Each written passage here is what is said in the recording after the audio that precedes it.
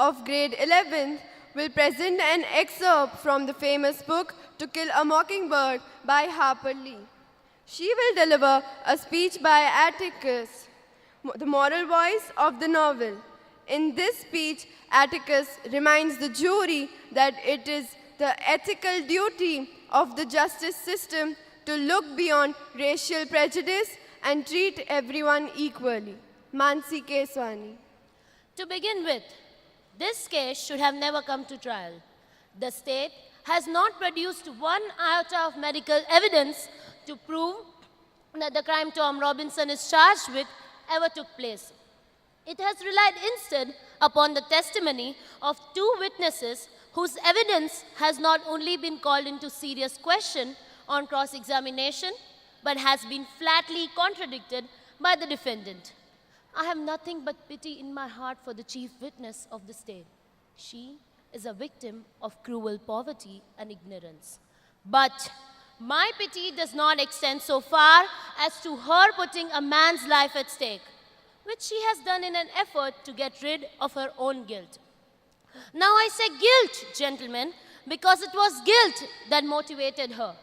She has committed no crime.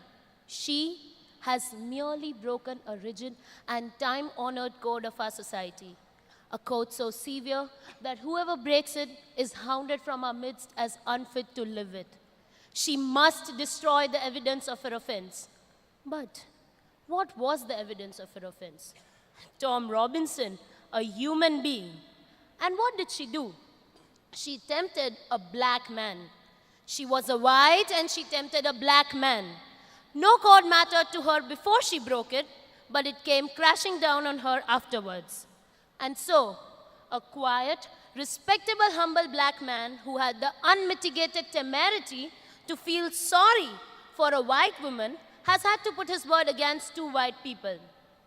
The witnesses of the state have presented themselves to this court in the cynical confidence that their testimony would not be doubted, confident that you gentlemen would go along with their assumption, the evil assumption that all black men lie, that all black men are basically immoral beings, and that all black men are not to be trusted around our women.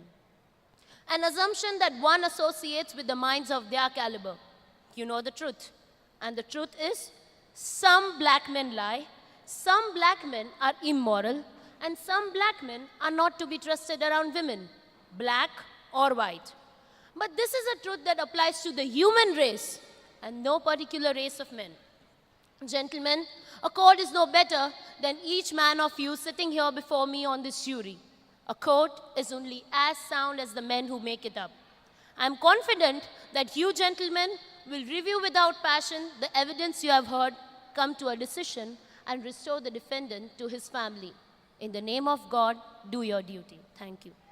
Thank you.